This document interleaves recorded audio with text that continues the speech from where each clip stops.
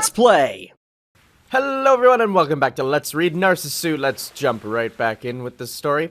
So in the last part we were out in the night fell. Lights out time passed. Tired of reading and unable to sleep, I ended up wandering around the hospital. As an ordinary patient, I wouldn't have dared risk the nurse's wrath in such a way, but we of the 7th floor were given more freedom than most. My wandering feet led me down the dimly illuminated corridor and into the lounge area. That's where she was, too. Heh, you're looking outside for a change today? Yeah. She was standing by the window in the darkened room. She acknowledged my presence, but her face did not turn from the glass. I began to tell her about my day. Hey, you know what? I went to the station today. To K Station, of course, like you told me. Just to have a look. Really? The usual response. I'd hoped that talking about a shared experience might cause her to open up a little. But maybe it really wasn't something she cared about. Maybe she was still here because she wasn't interested in running.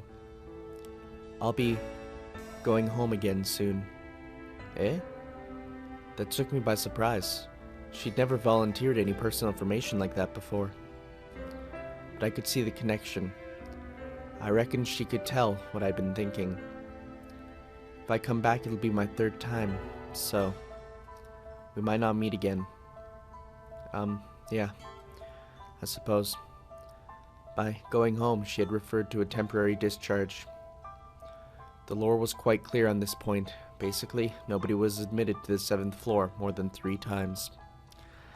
This applied to us above all. The condition progresses faster in our age group than among older people. She was quite right. It was entirely plausible that we might not ever meet again. Tell me, which will you choose? Which what? Where will you decide to die? Die. Such a sudden word, spoken so suddenly. For a moment, I'm at a loss for a reply. I don't know. Haven't really thought about it. No. You're still on your 1st time. Her response was muted, murmured, disappointed. She was right. I would have to decide sooner or later. I couldn't stay here forever. I was going to go through the same process as everyone else before me. Out, back in, weaker. Back out, back in, weaker still. I would only have one decision to make, whether to die here on the 7th floor, or at home, smothered in false smiles. I don't want to die at home. But I can't face it here either. What will you do then? There's not a lot I can. Maybe I'll just walk for as long as I can. Where to? She was planning to run away. But then why? Why was she still here? Do you, have anywhere in mind? Are you going to try and stop me? Or were you hoping to come with me? No, that's not why. I just, asking. Please, don't. She spoke disinterestedly, without lifting her gaze from the window for a moment. She still had not so much as looked at me. And though her face, such of it as I could see, was always expressionless, now I thought I saw despair in it that had not been there before. The 3rd admission is the last. That's what the lore said. She was coming to the end of her 2nd time. There was no way I, a first-timer, would understand what that meant. I, who had still not fully grasped the certainty and imminence of my own mortality. I knew that would change. Soon, I too would have cause to wear that face. It was raining. From time to time, the rain would soften to sleet or harden to snow, would sheet or drizzle, but it never stopped.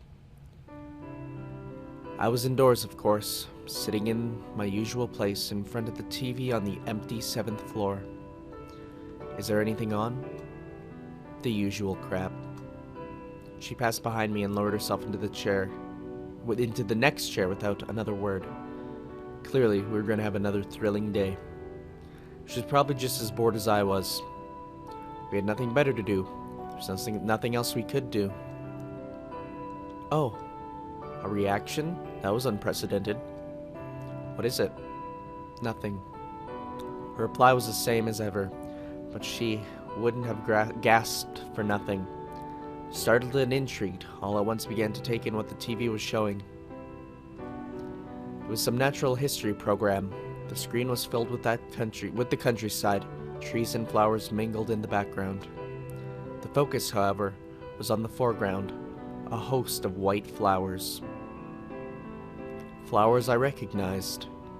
They looked just like the ones that were still by the window, decorating the lounge. Aren't those what we've got in here? They look the same, don't they? I pointed at the screen, then at the vase by the window. They aren't. Are you sure? They look like it. Same species, different variety. She had barely glanced at the flowers here before her eyes swung back to those on the screen. To be perfectly frank, even knowing that they were not the same, I was still unable to detect any way in which the two varieties differed. It was all the same to me anyway. Botany was not a subject for which I had ever felt any particular passion. I stuck with the subject not because it interested me, but because it appeared to interest her. It was rare for her to allow conversation to continue even this far.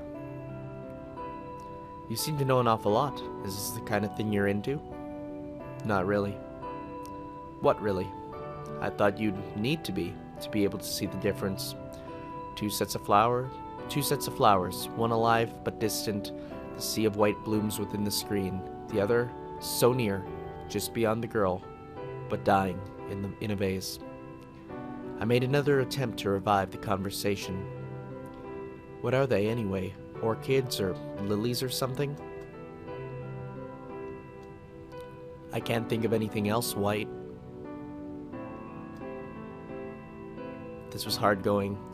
I did my best to feign interest, but it was all I could do to keep talking. As for the girl, she'd already appeared lapsed back into her usual silence and detached state. Either the subject didn't appeal to her at all. She had realized it didn't appeal to me. I was on the verge of giving up and switching off myself when... Narcissi. What? They're Narcissi. As she spoke, she looked at me for the first time. Shaking her waist-length hair and indicating the flowers on the screen with one slender finger, she turned to face me. Her skin was paler than the flowers on the screen, but whiter still was the band round her wrist. And for the first time I got a proper view of her face. It almost seemed to betray a hint of a smile. Oh! So then it's chapter 2. I guess we'll read chapter 2. Enter. How do we... Oh, we click. That makes sense. The days proceeded into the height of winter. While the world outside moved on into the examination season, she and I were left on the 7th floor, watching television. I'm bored. Me too. You couldn't call it conversation, but at least we were talking. At least it passed the time. You'll be up pretty soon now, won't you? Today. Sooner than I thought. We probably shan't meet again. Yeah, probably. Even if she did end up coming back to the 7th floor one last time, it would be the last. There was no guarantee that would happen, and if it did, I might well have been at home myself at the time. If anything, the odds were against it. Have you chosen yet? Chosen what? Where to die? Yeah. No, not yet. Fair enough. She nodded. She wasn't surprised.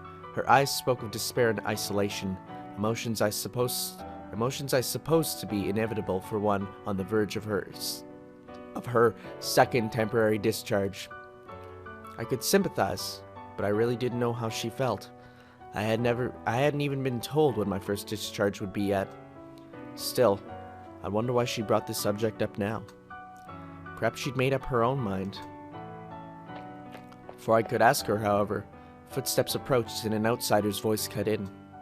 "Satsumi, are you ready?" A woman entered. The girl's mother, I guessed. She looked about the right age. She acknowledged my presence with a nod. "I've got everything ready now. Shall we be going?" "Right. Do excuse us, then." This last was to me, and accompanied by another bow. Then she turned to take the girl, her daughter, offering her a hand. But she made no movement to take it. Her mother took a step closer and reached down to take her by the hand, but the girl wouldn't stand. "Are you all right?" "It hurts."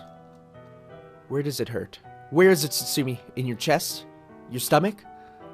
"My chest." "Right, wait here, don't move. I'll call the doctor." The woman rushed off towards the nurse's station, her visitor's slippers flapping against the floor, leaving the girl sitting there, alone once more, but for me. I didn't know what was wrong with her, or how far her condition had progressed.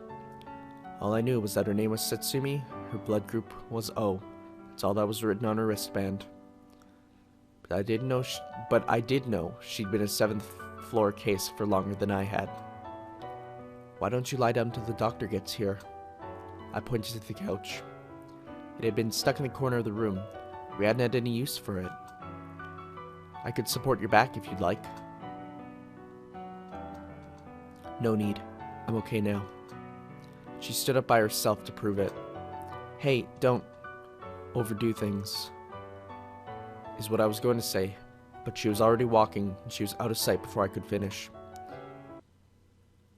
Nighttime, after lights out. Finding myself once more tired of reading and yet unable to sleep, I ended up leaving my room as usual. My wandering feet led me to the dimly illuminated corridor and into the lounge area. That's where she was, too. "What? Still here?" "Yeah." "What's up? Not feeling good?" "I'm fine." She was standing in the dark again, staring out of the window. Her discharge must have been cancelled, of course. I didn't know whether it had been cancelled altogether or merely postponed, but if the latter, it would have been a question of weeks, not merely days. You know, I'm beginning to wonder. Was that real earlier, or were you faking it? Maybe that was a bad way to put it. I mean, was it because you didn't want to go home? I'm not sure what you're getting at. Wasn't that your last chance to leave? She had no real answer. Several times over the last few weeks, she put me to the question of where I intended to die. I'd had no answer then. Well, she'd been quite empathetic that both options, both here and her home, appealed to her equally little. You don't have anywhere else to go, do you? Well, what if I don't?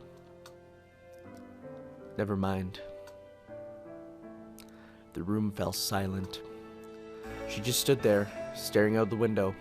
She didn't say another word. She didn't so much as look at me.